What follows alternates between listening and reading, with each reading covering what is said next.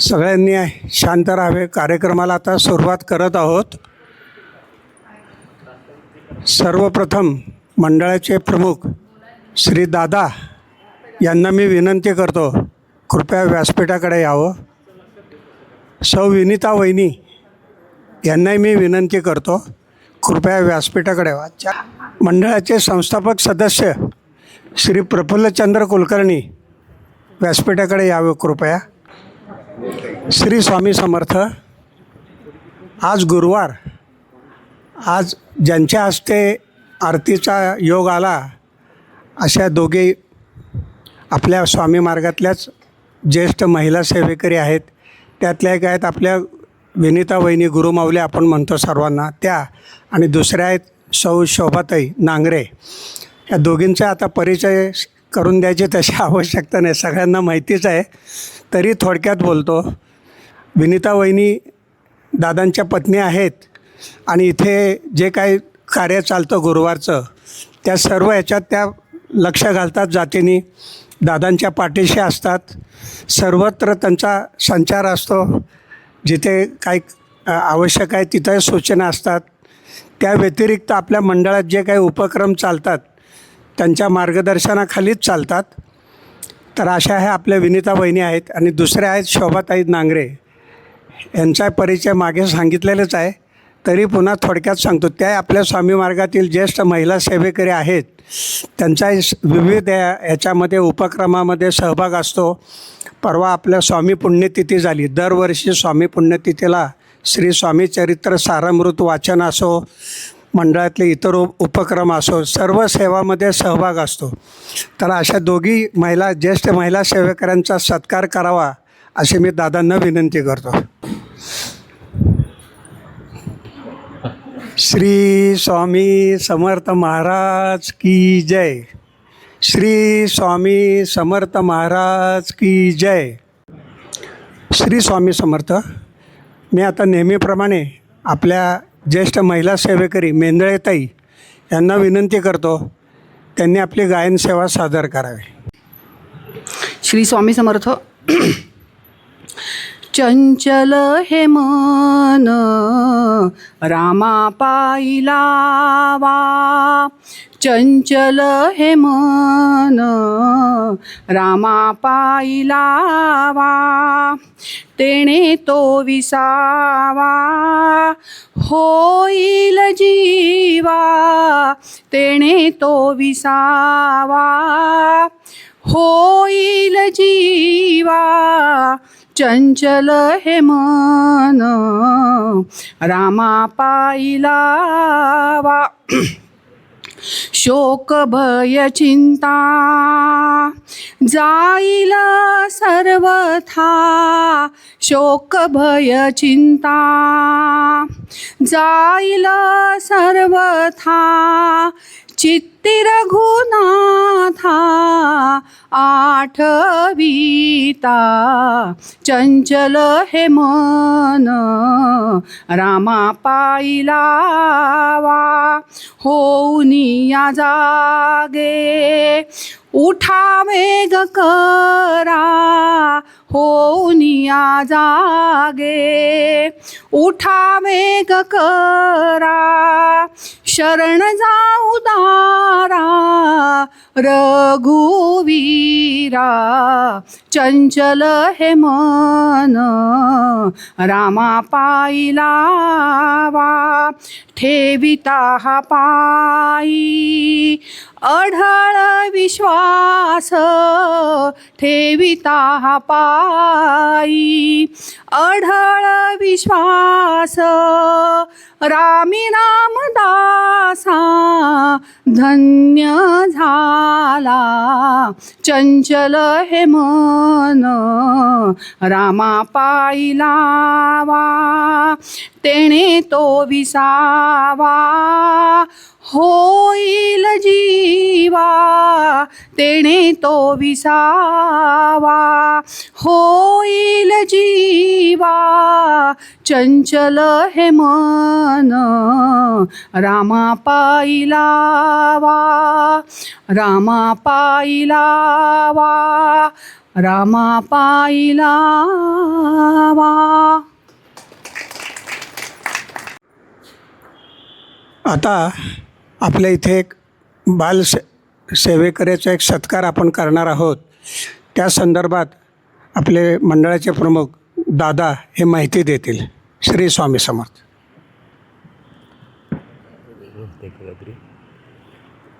श्री स्वामी समर्थ.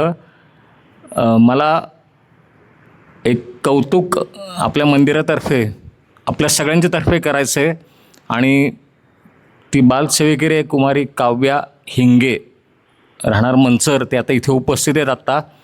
आणि आपले मंदिराचे जे सेवेकरी आहेत श्री अजय जाधव आणि सौ मनीषा जाधव, तर त्यांची ती नात ती आत्ता आहे पहिलीत. आणि तिने चमत्कार म्हणता येईल असा आत्ता केलेला आहे. तिने ज्या परीक्षा दिल्या, ज्या सरकारी परीक्षा असतात, माझ्याकडे इथे यादी आहे त्यांनी दिलेली, की NSSE हे नॅशनल स्कॉलर सर्च एक्झामिनेशन, म्हणजे जे हुशार विद्यार्थी आत्ता ते शोधतात स्कॉलरशिप करता, अशी परीक्षा आहे. दुसरी एक आहे मंथन GK म्हणजे जनरल नॉलेज म्हणजे सामान्य ज्ञान, ही एक परीक्षा आहे. आणि तिसरी परीक्षा आहे वेद प्रज्ञाशोध परीक्षा. आणि ह्या सगळ्या परीक्षांमध्ये ती मंचरला आत्ता आहे जिल्हा परिषद शाळेमध्ये. आपण आत्ता बघतो की पुण्यामध्ये एवढ्या मोठमोठ्या शाळा आहेत, इंग्रजी माध्यम आहे, मराठी माध्यम आहे, नावाजलेल्या शाळा आहेत. पण महानगरपालिकेच्या शाळा किंवा जिल्हा परिषद शाळा यांचा स्तर शिक्षणाचं जर का बघता आणि जी परिस्थितीतनं ती आत्ता शिक्षण घेते ती परिस्थिती घरामधली, अशा परिस्थितीत तिने संपूर्ण महाराष्ट्रात तिन्ही परीक्षांमध्ये दुसरा नंबर संपूर्ण महाराष्ट्रात, म्हणजे नुसतं पुण्यात नाही. तर मी काव्याला इथे आमंत्रित करतो आणि ह्या 3 परीक्षांकरता 3 वेगवेगळी बक्षिसं इथे आपण आणलेली आहेत.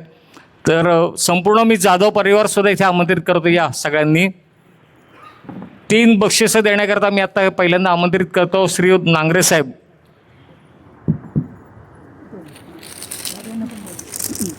अजय कुठे आहे?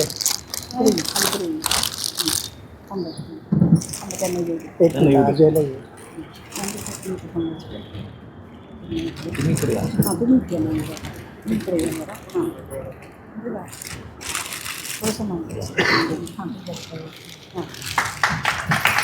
श्री स्वामी समर्थ महाराज महाराज की जय.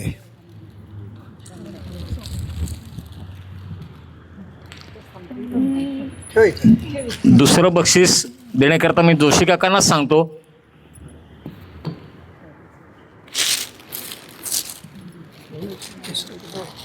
श्री स्वामी समर्थ महाराज की जय. आणि तिसरं बक्षीस रोख स्वरूपातलं आहे, ते मंडळाचे आपले संस्थापक जे आहेत PR कुलकर्णी, त्यांना मी सांगतो.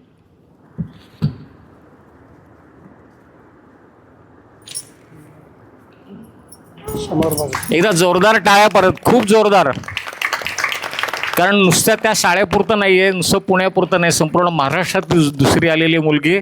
आणि इथून पुढं असंच तिची जी प्रगती आहे शैक्षणिक ती होत राहो आणि अशीच बक्षिसं ती कायम मिळवत राहो आणि आपल्याला अशी संधी मिळावी की सारखा तिचा सत्कार करावा. श्री स्वामी समर्थ.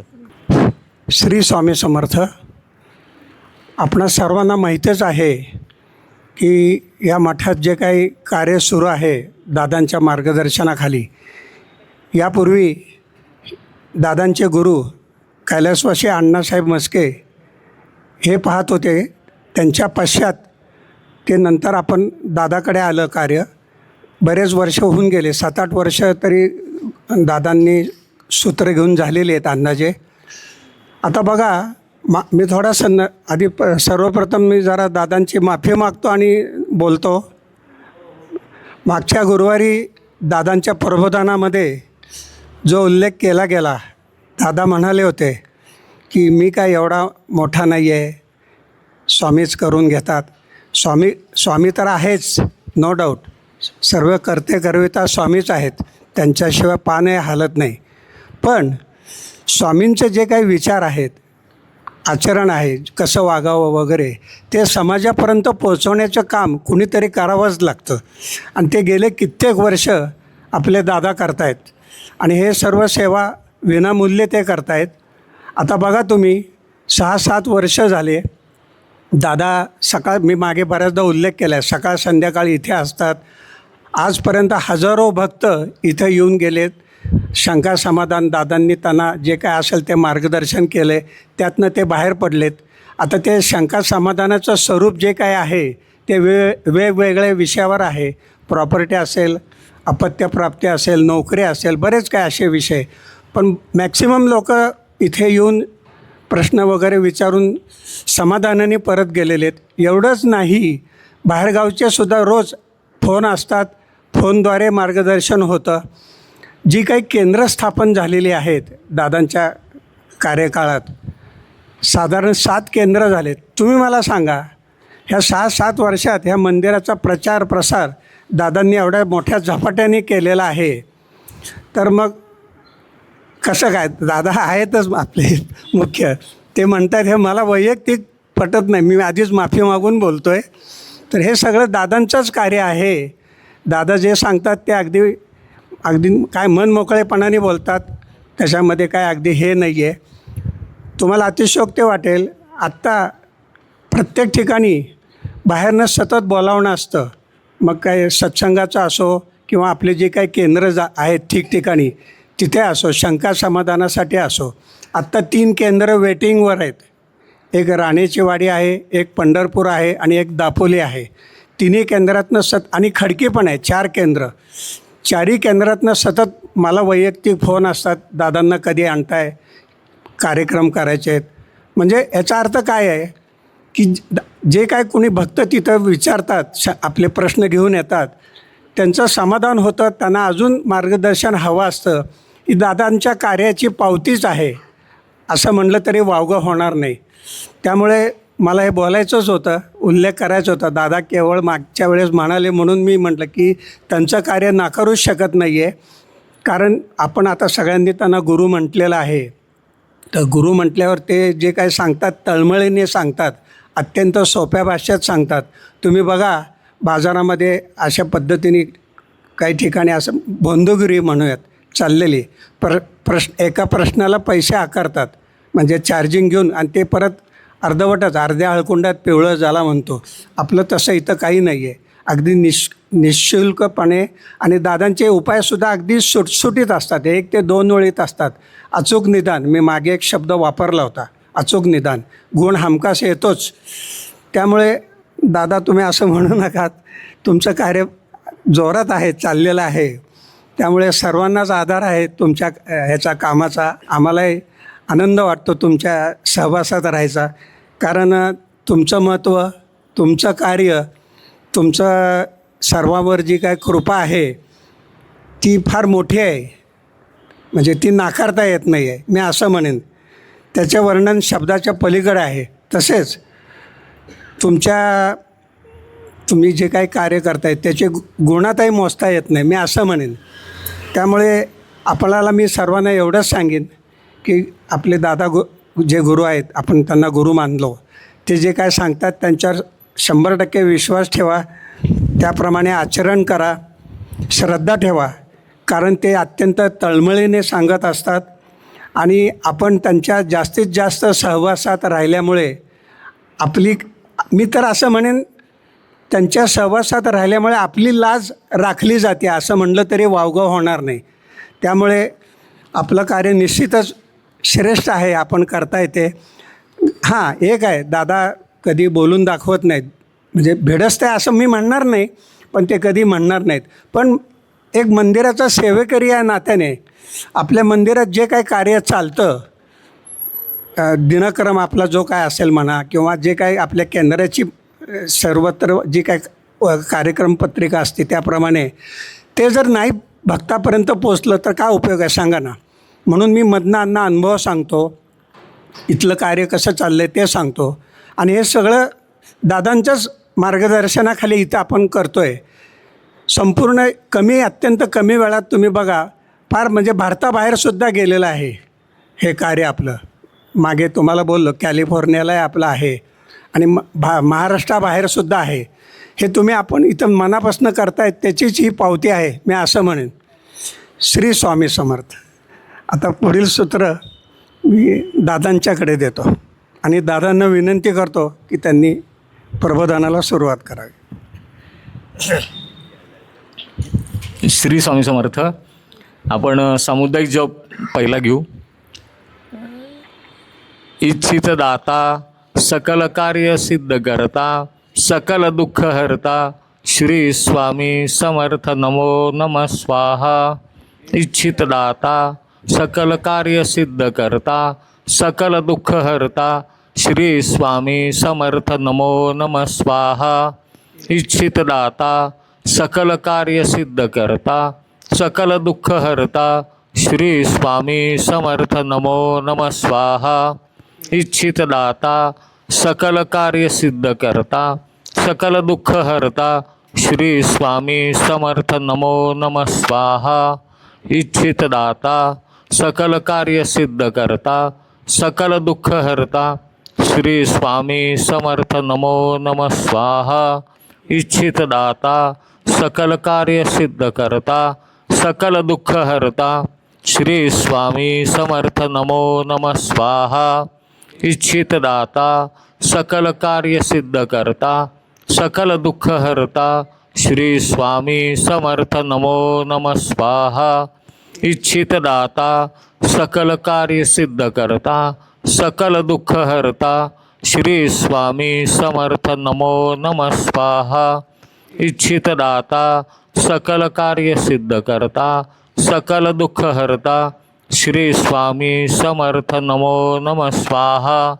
इच्छित दाता सकल कार्य सिद्ध करता सकल दुःख हरता श्री स्वामी समर्थ नमो नमः स्वाहा. इच्छित दाता सकल कार्य सिद्ध करता सकल दुःख हरता श्री स्वामी समर्थ नमो नमः स्वाहा. इच्छित दाता सकल कार्य सिद्ध करता सकल दुःख हरता श्री स्वामी समर्थ नमो नमः स्वाहा. इच्छित दाता सकल कार्य सिद्ध करता सकल दुःख हरता श्री स्वामी समर्थ नमो नमः स्वाहा. इच्छित दाता सकल कार्य सिद्ध करता सकल दुःख हरता श्री स्वामी समर्थ नमो नमः स्वाहा. इच्छित दाता सकल कार्य सिद्ध करता सकल दुःख हरता श्री स्वामी समर्थ नमो नमः स्वाहा. श्री स्वामी समर्थ.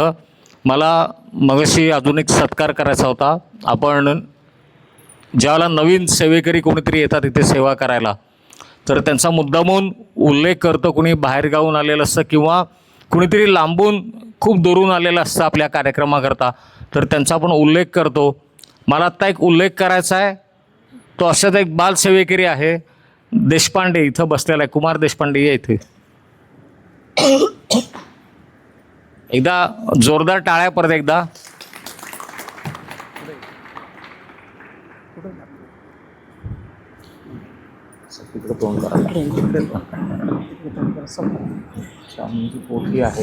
श्री स्वामी समर्थ महाराज की जय.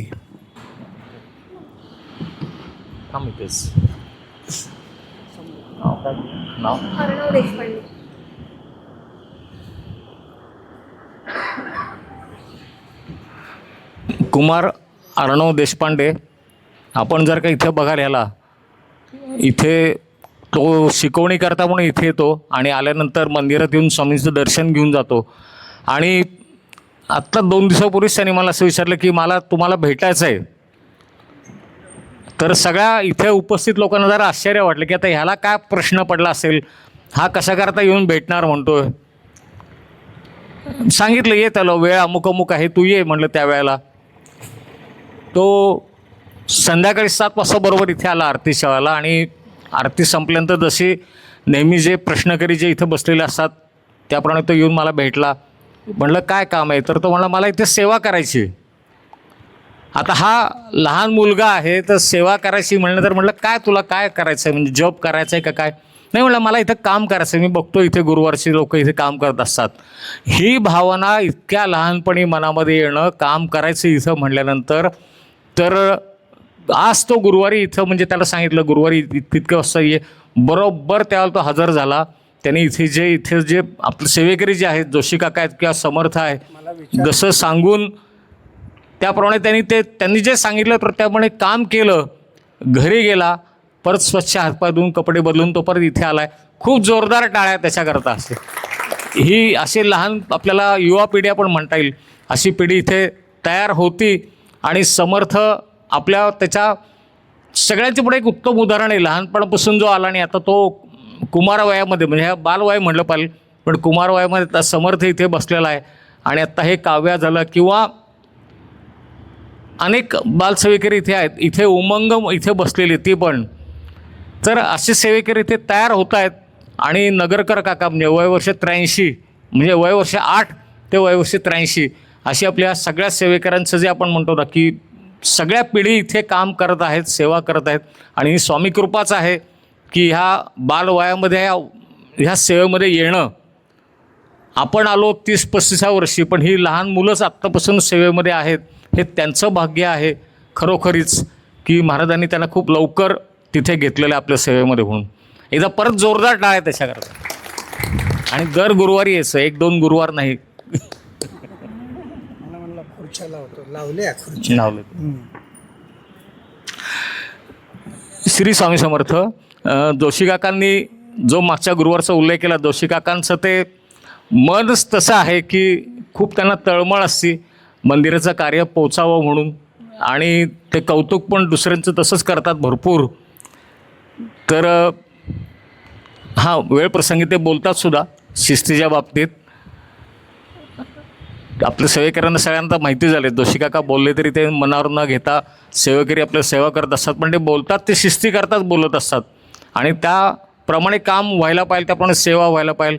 त्यांच्या मनातली जी तळमळ होती, मंदिराचं कार्य आपल्या बाहेर म्हणजे पुण्याच्या बाहेर तर आहेच आहे, पण महाराष्ट्राबाहेर भारताबाहेर पोचलं पाहिजे. त्याच्याकरता त्यांनी समीरला सांगून वेगवेगळ्या वेळेला वेगवेगळे आपण भाग काही चित्रित केलेले होते. त्याप्रमाणे मंदिराची माहिती, इथल्या कार्याची माहिती भारताबाहेरसुद्धा पोचलेली आहे. आणि त्यांची जी कल्पना होती की त्यानुसार जे कार्य सुरू आहे याचं आपल्याला थोडक्यात म्हणजे जाहिरात व्हायला पाहिजे. हे आता जाहिरातीची योग्यता जाहिरात व्हायला पाहिजे. आणि त्याप्रमाणे त्यांचं सुरू झालेलं आहे. त्यांची जी तळमळ ती आम्हालाही समजते. ते इथून पुढं कुठलाही त्यांचा अनादर होणार नाही.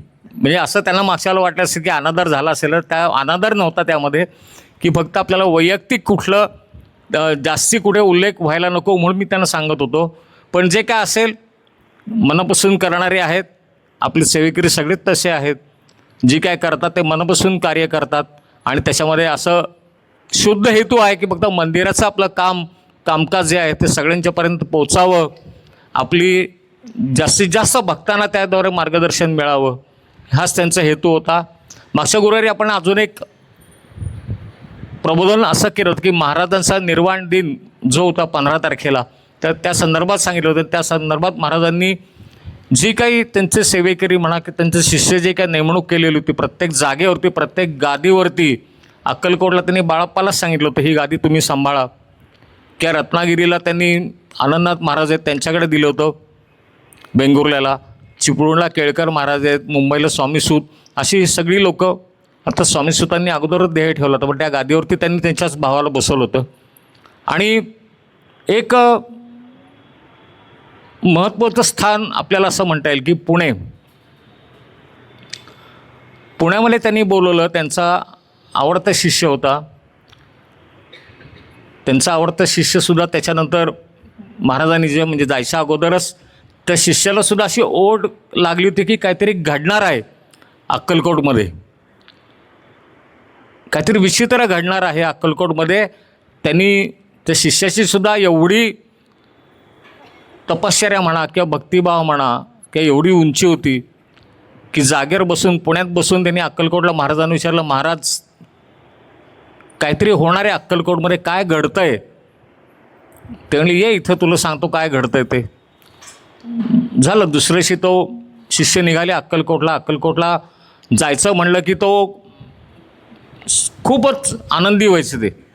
अक्कलकोटला गेल्यानंतर तासन तास त्या वटवृक्ष मंदिरामध्ये त्या गुरु शिष्यांची तिथं बोलणी व्हायची, भेटी व्हायच्या, वेगवेगळे संवाद व्हायचे, वेगवेगळ्या शक्ती त्याला दिल्या जायच्या.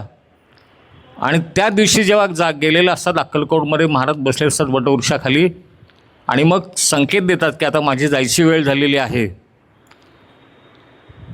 हे संकेत बाळाप्पाला दिले होते, स्वामी सुतांना दिले होते, तसेच त्यांनाही देतात. संकेत मिळाल्यानंतर थोडीशी त्या शिष्याच्या मनामध्ये चलबिचल होती. महाराज म्हणतात इतकी घाई का? घाई नाही म्हणतात, झालेली वेळ झालेली आहे. प्रत्येक विभागात नेमणूक केलेली आहे आणि तुझी नेमणूक केलेली आहे ती पुणे शहर आहे म्हणले. माझं कार्य तुला पुणे शहरामध्ये चालवायचं आहे. पुण्यासारख्या शहरात त्यावरसुद्धा पुण्याला महत्त्व होतं. हे कार्य चालवण्याकरता मी तुला शक्ती देतो म्हणले. आणि महाराजांनी त्यांची जे तीक्ष्ण नजर होती, महाराजांची नजर जर का बघितली आपण, इतके भेदक डोळे आहेत की आपल्याला अजूनसुद्धा म्हणजे त्यांचं छायाचित्र म्हणा किंवा मूर्तीकडे जरी आपण बघायचं म्हटलं तरी त्यांच्या डोळ्यात बघता येत नाही. त्या काळात तर कसं असेल, प्रत्यक्ष महाराज समोर बसलेले आहेत. त्या भेदक नजरेतनं त्यांनी त्या शिष्याकडं बघितलं. त्याबरोबर 2 ज्योती बारीक अशा पण तेजस्वी अशा त्या निघाल्या आणि त्या शिष्य जो होता त्याच्या त्या डोळ्यामध्ये जाऊन ते विसावल्या त्या ज्योती. त्याबरोबर त्या शिष्याला एखादा प्रचंड मोठ्या प्रमाणात एखादा ऊर्जेचा स्रोत आपल्या अंगात आला आहे. संपूर्ण अंग त्यांचं शहारून गेलं, संपूर्ण अंग एकदम तप्त झालं. महाराजांची शक्ती आली म्हटल्यानंतर ते काय सोपी गोष्ट नाही ना ती सांभाळणं. जसं गंगेला पृथ्वीवर आणायचं झालं तर ती शंकराला ते जटेत त्याला घ्यायला लागलं. तो भार जो होता, गंगेचा जो प्रवाह होता तो पृथ्वीवरती एकदम आला तर तो पृथ्वीलाही सहन होणार नाही. तिला कुठेतरी अडवून मग सोडलं पाहिजे. तसं ती शक्ती शरीरात आल्यानंतर काही वेळ लागला त्यांना सांभाळायला, स्वतःला सांभाळायला, स्वतःच्या मनाला सांभाळायला. कितीतरी वेळ त्या समाधीमध्ये म्हणू आपण तर, की त्या अवस्थेमध्ये म्हणू असे ते होते. आणि मग भानावर आल्यानंतर महाराजांनी सांगितलं की आता इथून पुढं कुठलंही दुःख, कुठलाही शोक न करता तुझ्या तू कार्याला तू गेलास तरी चालेल. आणि ते कार्य सुरू झालं त्या शिष्याचं, जो महाराजांचा लाडका होता. महाराजांनी प्रत्यक्ष त्याला बोलवलं होतं. त्यांचं नाव आहे शंकर महाराज. उद्या त्यांचं समाधी दिन आहे. 1947 साली उद्याची तारीख पण 30 येते बघा, 24 एप्रिल. बरेच वर्षांनी हा योग आला आणि पुण्यामध्ये त्यांना धनकवडीमध्ये कार्य सुरू करायची महाराजांची आज्ञा म्हणू आपण झाल्यानंतर, म्हणजे स्वतः एवढं सगळं सिद्धिप्राप्त असलेले शंकर महाराज जर का आपण बघितले, अतिशय साधा वेश, साधं पांढरं धोतर, पांढरा सदरा, बघितलं तर कोणाला वाटणार पण नाही हे कोण आहेत. असा अवतार, केस विस्कटलेले, मोठेसे डोळे, थोडंसं 8 अष्ट वगैरे त्यांना जे म्हणायचे, 8 ठिकाणी त्यांचं जे शरीर होतं, त्यांचा देह होता तो थोडासा असा वाकलेला होता. कारण त्यांचा जो मूळ होतं, महाराजांनीच त्यांना अष्टवक्र मुनी जे होते त्यांना त्याने सांगितलं होतं की तुला ह्या रूपात जायचं आहे, तुला अवतार घ्यायचा आहे, माझं कार्य तुला पुढे चालवायचं आहे.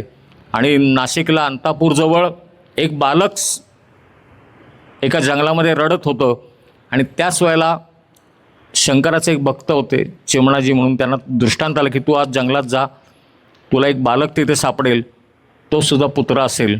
उपासनी म्हणून त्यांचं आडनाव. त्यांनी ठरल्याप्रमाणे जंगलात गेले त्यांच्या पत्नीसह.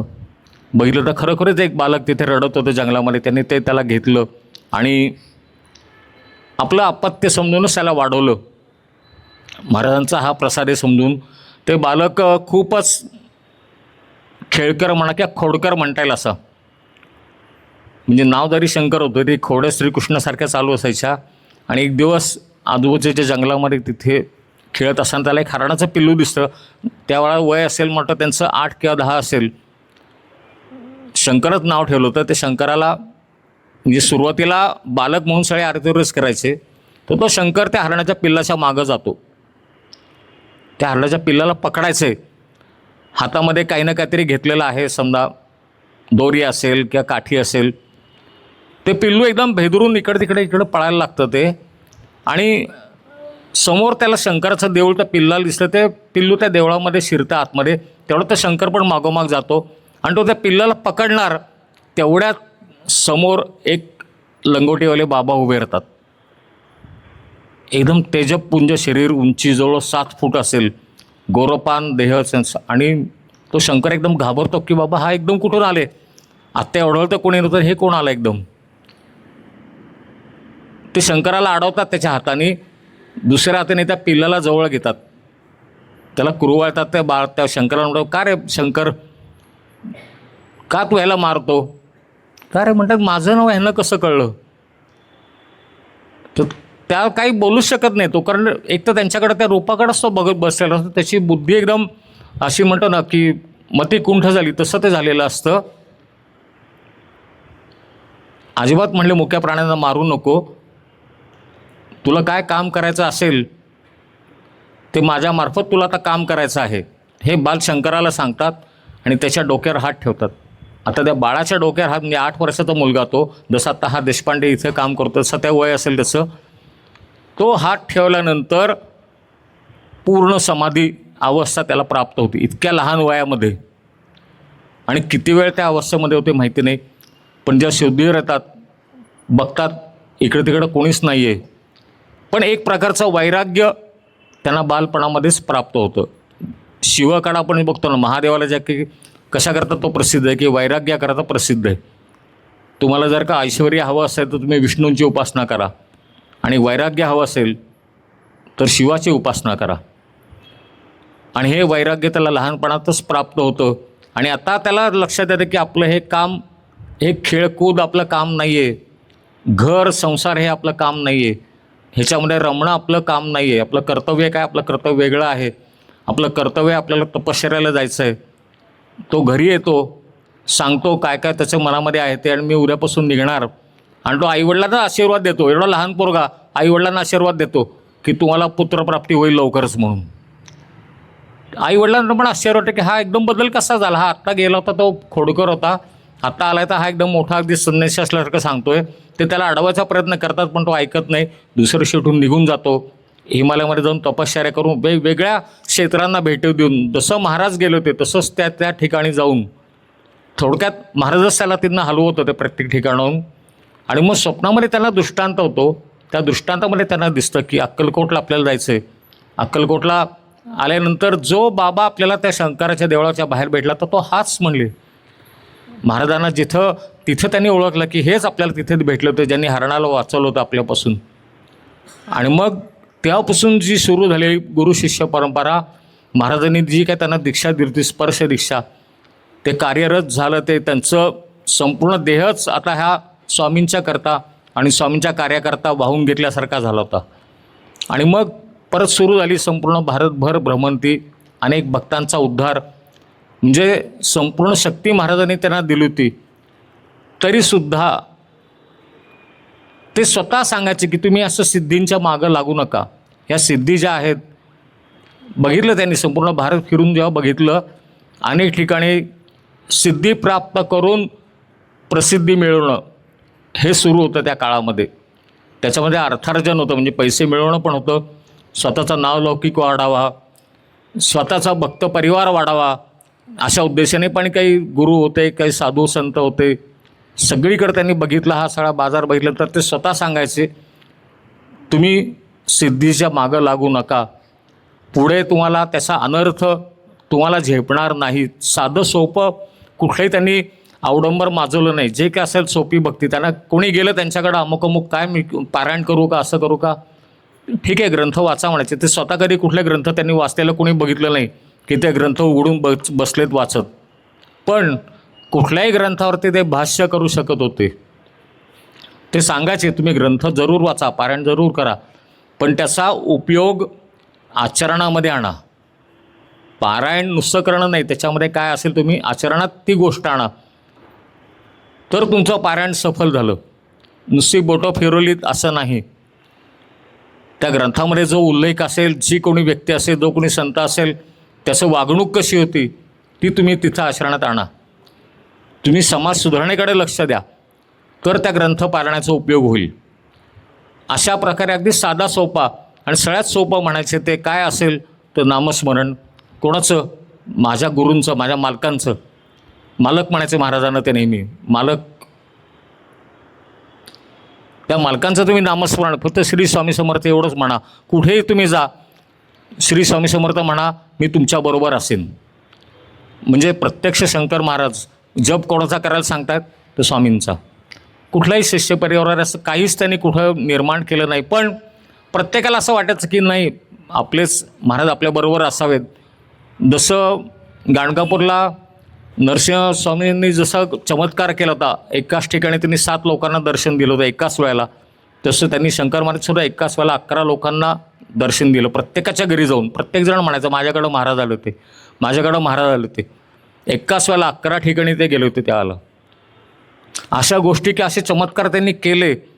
पण कुठल्याही प्रकारे स्वतःविषयी जास्ती काही कुठं उल्लेख होईल असं त्यांना कधी आवडलंच नाही. ते जर काय व्हायचं असेल तर स्वामींचा गौरव व्हावा, जे काय व्हायचं असेल तर स्वामींचा म्हणजे मालकांचा व्हावं म्हणायचं. ते एकदा त्यांच्यावर चरित्र लिहिलं नाशिकला एकदा, आणि ते चरित्र लिहून झाल्यानंतर सत्यनारायणाची पूजा त्या भक्ताने केली आणि महाराजांना बोलवलं की मी असं असं लिहिलेलं आहे, तुमच्यावरती चरित्र लिहिलं आहे, तर तुम्ही पूजेला पण या आणि त्या दिवशी आपण त्याचं उद्घाटन म्हणा किंवा काय असेल ते चरित्र आपण सगळीकडे लोकांना आपण दाखवू.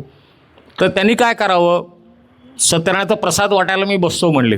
कुठं तुझं चरित्र काय लिहिलं सांग म्हणले, बघू इकडं. ते चरित्र त्यांनी जवळ ठेवलं. सत्यनारायणाचा प्रसाद त्यांनी पातेलं जवळ ठेवलं. जी कोणी लोक दर्शनाला यायची सत्यनारायणाचा, त्या चरित्राचं ते एक एक पान फाडायचे, तो प्रसाद त्यात बांधून द्यायचे. असं करून सगळं त्यांनी चरित्र त्या प्रसाद वाटून टाकला त्यांनी. तो भक्त थोडा नाराज झाला. ते म्हटले तू नाराज होऊ नको, तुला जर का काय करायचं असेल तर रामायणसारखं की ज्ञानेश्वरी जी आहे, एवढे मोठमोठे ग्रंथ आहेत म्हणले, तू ते ग्रंथ कोणाला वाटायचे असते ते ग्रंथ वाट, माझं कसलं चरित्र म्हणे वाटतो तू सगळ्यांना. म्हणजे इतकं साधं, एवढं मोठं असून सुद्धा इतकं साधं वागणं की कुठेही प्रसिद्धी नको, हा पहिला मुख्य भाग त्यांचा. चमत्कार म्हणता येतील असे त्यांनी केलेलं. मी आत्ता सांगितलं की एकदा एक भक्त त्यांच्याकडे गेला, पंढरपूरचा होता पण तो पुण्यामध्ये आला होता. तो म्हणला महाराज माझी खूप इच्छा आहे की मी इथं माझे पुण्यामध्ये बदली झालेली, मी पुण्यात तुमच्या सेवेमध्ये येईन म्हणले, पण मला पंढरपूरच्या विष्णुपदाची आठवण होती. असं कधी होईल का हो म्हणे, मला विष्णुपद कधी मला इथे दिसेल का हो? दिसेल म्हणले, उद्या सकाळी ये. सकाळी घेऊन गेले त्याला. आपला नदीचं पात्र, त्याला खूप स्वच्छ पाणी होतं. महाराज त्या पाण्यामध्ये उभे राहिले. त्या भक्ताला बोलवलं, ये म्हणले तुला विष्णुपद बघायचं नाही म्हणले. आता विष्णुपद जर का आपण बघितलं असेल, पंढरपूरला कोणी गेला असाल तर त्या भीमा नदी जी आहे त्यानं मोठं पात्र आहे आणि मोठ्या खडकावरती विष्णूंची पावलं म्हणजे श्रीकृष्णाची पावलं तिथे उमटलेली आहेत. जेव्हा तो रुक्मिणीला न्यायला आला होता त्याला, आजूबाजूला पाणी भरपूर आहे, स्वच्छ पाणी तिथलं. त्याच पाण्यासारखं इथं ह्या नदीमध्ये महाराज उभे राहिले आणि त्या भक्ताला सांगितलं की बघ तुला विष्णुपद बघायचं नाही, पाण्यात बघ म्हणले खाली. त्यांनी पाण्यात बघितल्यानंतर महाराजांचे पाय जे नेहमीसारखे असतात ते त्याला थोडेसे लांब लांब वाटायला लागले, वेगळेच वाटायला लागले काहीतरी. तो पाण्यामध्ये त्यांनी हात लावून ते पाय असं चेपायला लागला. तसा पावलाचा आकार वाढत वाढतच जात होता. मोठमोठी पावलं म्हणजे ती विष्णूंची पावलं म्हणा की काय देवाची पावलं, आपले सामान्य पावलासारखी नसणारच ना ती. आणि हे करत असताना त्यांनी मध्येच वर बघितलं. मध्येच वर बघितल्याबरोबर महाराजांची उंची जेमतेम 5 फूट होती, पण त्यांनी जेव्हा बघितलं त्या संपूर्ण वर आकाशापर्यंत 50 फुटापर्यंत महाराज गेलेले. आणि त्यांच्या डोक्यावरती सोन्याचा मुकुट, जसा विठ्ठलाच्या डोक्यावर आत्ता आपण बघतो तसा तो उभा मुकुट त्यांच्या डोक्यावरती होता. म्हणजे एका क्षणात त्यांनी त्याला ते रूप दाखवलं सगळं. म्हणजे करू शकतात जे करू शकत होते ते, पण त्यांनी त्याचा गावगाव कुठे केलं नाही. त्याला म्हणले हे बघितलं ना आता कुठे बोलू नको. म्हणजे स्वतःची कुठेही जाहिरात नाही, काही नाही. बरीच लोक त्यांच्याकडे यायची त्यावेळेला, अनेक विद्वान लोक यायची. त्या काळातले प्रसिद्ध आपण म्हटलं की आत्रे, प्रल्हाद केशव आत्रे, ते सुद्धा त्यांच्याकडे यायचे. म्हणजे काहीतरी असल्याशिवाय आत्रे तिथं जाणार नाहीत. सडेतोड मनुष्य होते ते पण, आत्रे पण. खरं असेल तर खरं, खोटं असेल तर खोटं असं बोलणार ते. पण त्यांनीसुद्धा मान्य केलं की नाही, हे कुठली तरी अद्भुत शक्ती आहे, ही दैवी शक्ती आहे, हे सामान्य ही व्यक्ती नाही. म्हणून त्यांच्याकडे सदैव ते जात राहिले, त्यांचे भक्त बनले होते ते. आणि महाराजांचा एक आवडता आकडा होता नेहमी 13. आत्र्यांचा जन्म पण 13 तारखेला झाला होता. आणि ते जेव्हा जाणार त्यांनी सूचित केलं महाराजांनी की अंतकाल जवळ आलेला आहे. आत्र्यांच्या अगोदर म्हणजे जायच्या अगोदर एक 2-3 दिवस त्याच्या घरी गेले होते आणि बाहेर महाराजांनी तिच्या दरवाज्यावरती 13 थापा मारल्या होत्या. आणि बरोबर परत 13 जूनलाच आत्र्यांचं निधन झालं. 13 आकडा नेहमी त्यांना लोक विचारतात 13 आकडा तुम्हाला शुभ, म्हणजे आपण बहुतेक वेळाला असं म्हणतात की 13 आकडा अशुभ आहे म्हणतात, पण महाराज नेहमी म्हणायचं की नाही मला शुभ आहे. का तर 13 म्हणजे सबकुछ 13 म्हणायचे ते, कुछ नाही मेरा, सबकुछ 13 म्हणजे कोणाचा तर स्वामींचाच, मालकांचाच. माझं काहीच नाही म्हणले, जो चालवते सगळं तोच करतोय म्हणले ते, आपलं काहीच नाही त्याच्यात. मग त्यांची जसं स्वामींची परीक्षा गेल्या तसं त्यांची परीक्षा गेला सुद्धा एक जण आले होते. बरेच मोठमोठे विद्वान लोक यायची, बाहेरून यायची, बाहेरच्या देशात यायची, बाहेरच्या गावात यायची. बरं, महाराजांचं कार्यकाळ बघितला तर काशीमध्ये सुद्धा मंदिर आहे, हिमालयात पण मंदिर आहे, दिल्लीमध्ये आहे, एवढंच का जपानमध्ये सुद्धा आहे. म्हणजे ही व्यक्ती कुठं कुठं गेली असेल, पण प्रसिद्धी कुठंच नाही. जे काय ऐकीव माहिती असेल असं करून.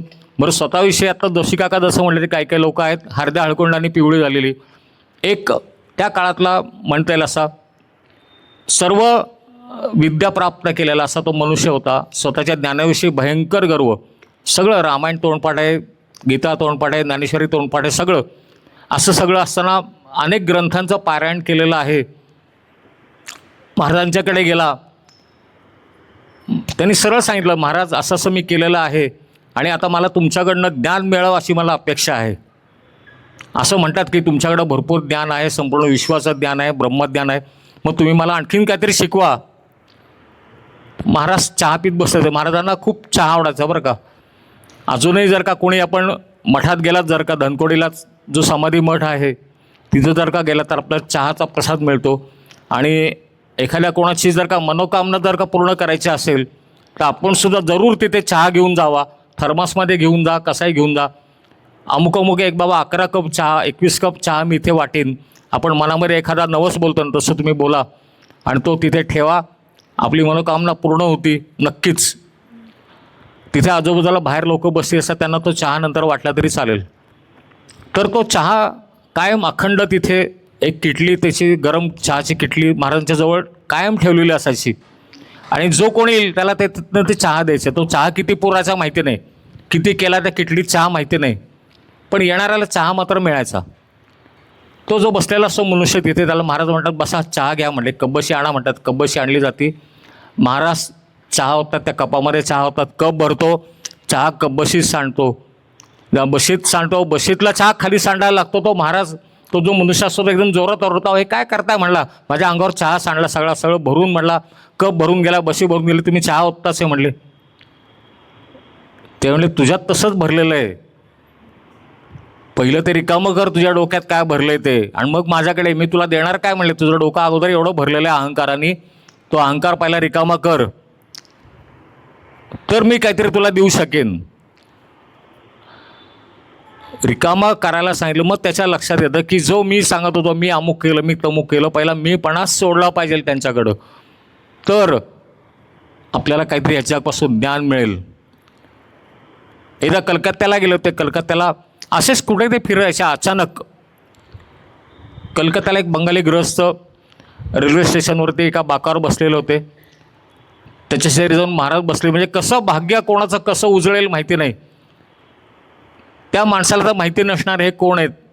त्याच्या शेजारी जाऊन बसले. ते बसल्याबरोबर त्या माणसाला वाटलं की अरे ही कोणतरी अलौकिक शक्ती आपल्या शेजारी बसलेली आहे.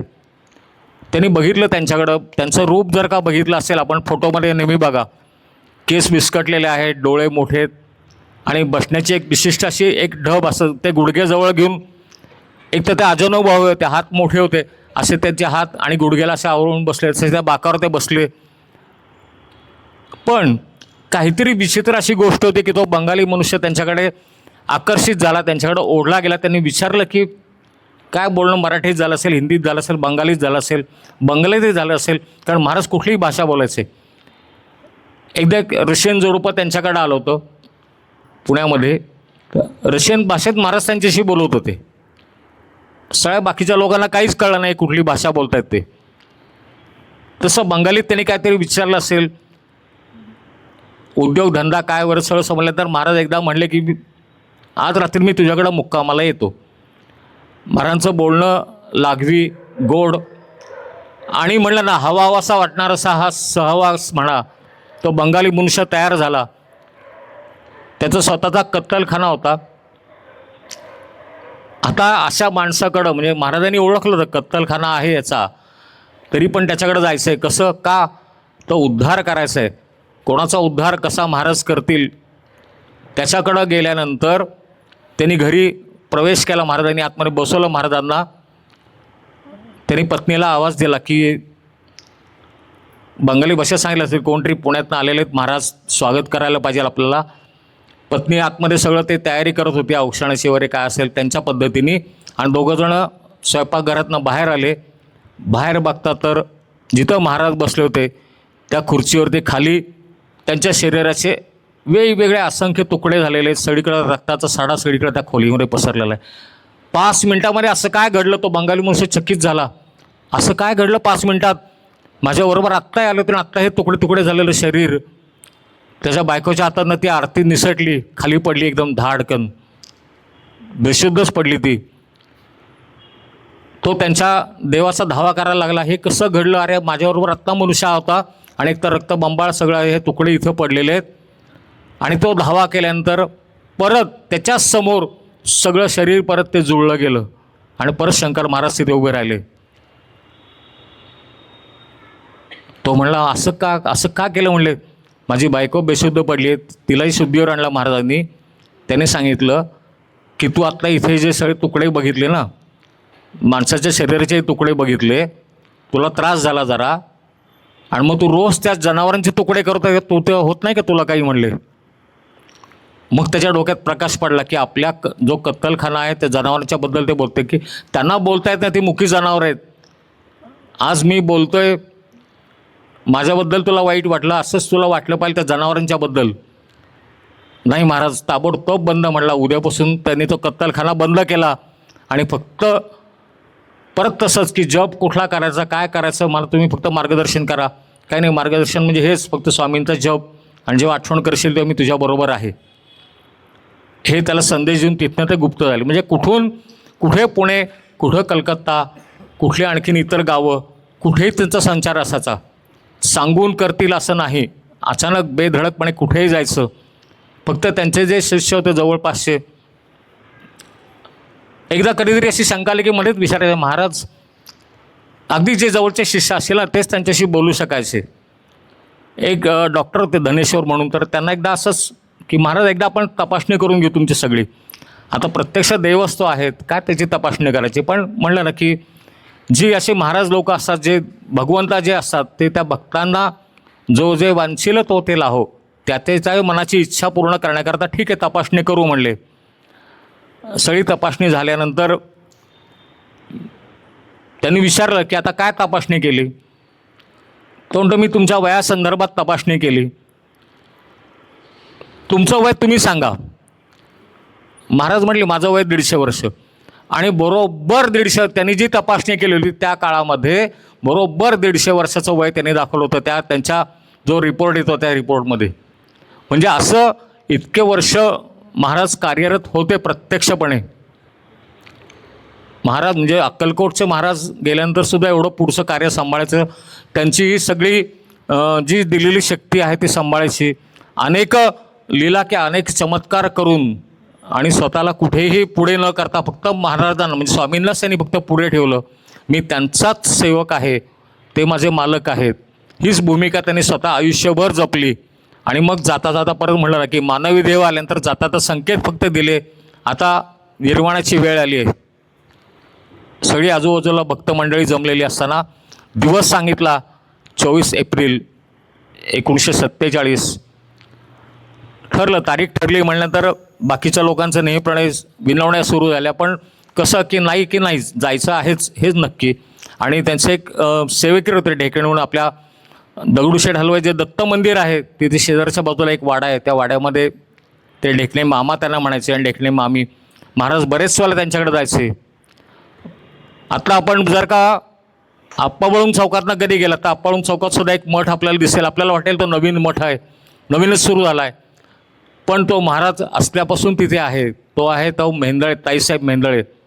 ताईसाहेब मेहेंदळे, आप्पा बळवंत हे जे आपण म्हणतो ना, की सरदार मेहेंदळे हे सरदार घराणं होतं. त्या घराण्यातल्या ह्या मातब्बर स्त्री. आणि एकदा महाराज त्यांच्याकडे गेल्यानंतर एकदा सहज त्यांना म्हणले की तू ज्ञानेश्वरीवरती फार उत्तम प्रवचन करू शकशील. ताईसाहेब म्हणलं की मी ज्ञानेश्वरी कधी वाचलीच नाही. ते म्हणले उभी राहा, आत्ता कर प्रवचन. आणि त्यांच्या गळ्याला महाराजांनी फक्त स्पर्श केला आणि अस्खलित ज्ञानेश्वरीवरलं पहिलं प्रवचन ताईसाहेबांनी सादर केलं. आणि तेव्हापासून अनेक प्रवचने तिथे होऊ लागली.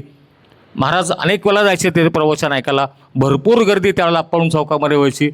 म्हणजे ज्याला काही ज्ञान नाही अशी व्यक्ती ज्ञानेश्वरीवरती प्रवचन करते, ओघवत्या वक्तृत्वामध्ये, ओघवत्या शैलीमध्ये असं करते. म्हणजे हा सुद्धा एक चमत्कार आहे. आपण चमत्कारच म्हणू शकतो याला.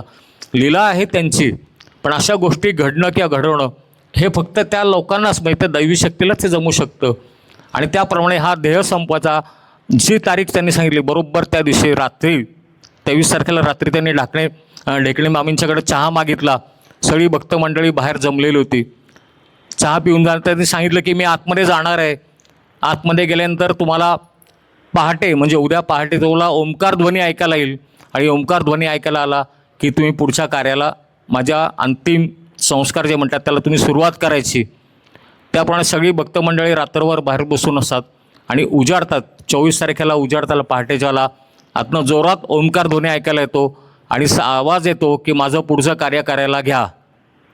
म्हणजे कुठेही कोणालाही अडकवून न ठेवता किंवा कोणाच्याही समोर ते सुद्धा कुठेही न असं की बाबा अमुक एक आहे जाणार आहे, मग सगळे आजूबाजूला भक्तमंडळी जमले असं पण काही नाही.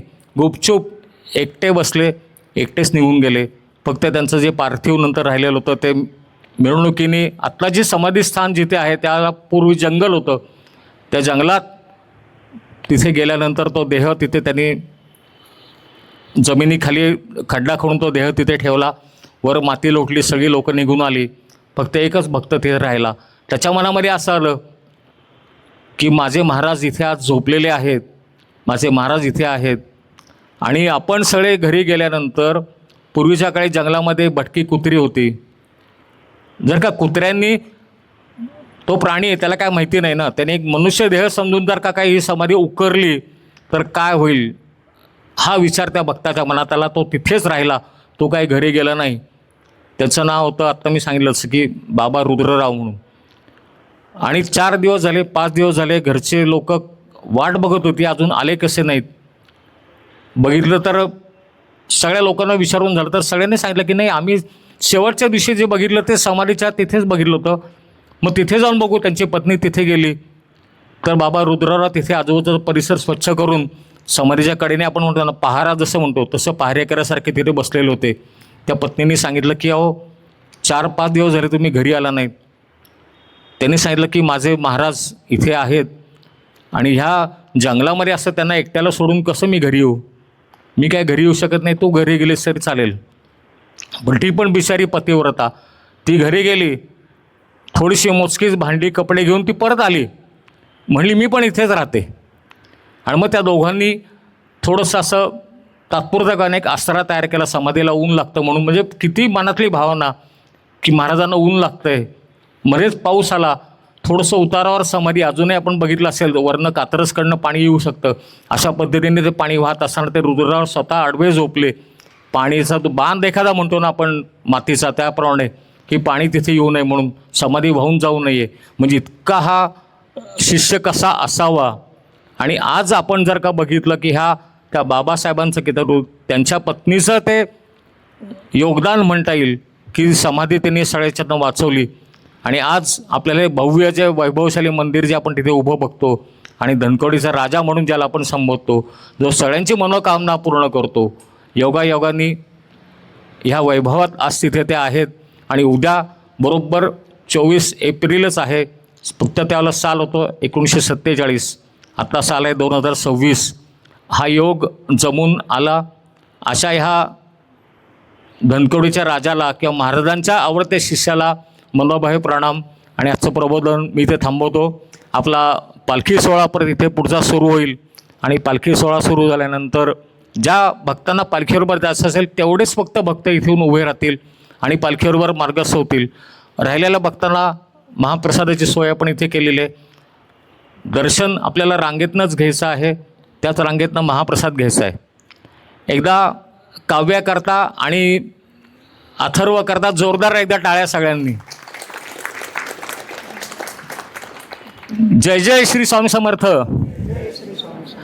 जय जय श्री स्वामी समर्थ.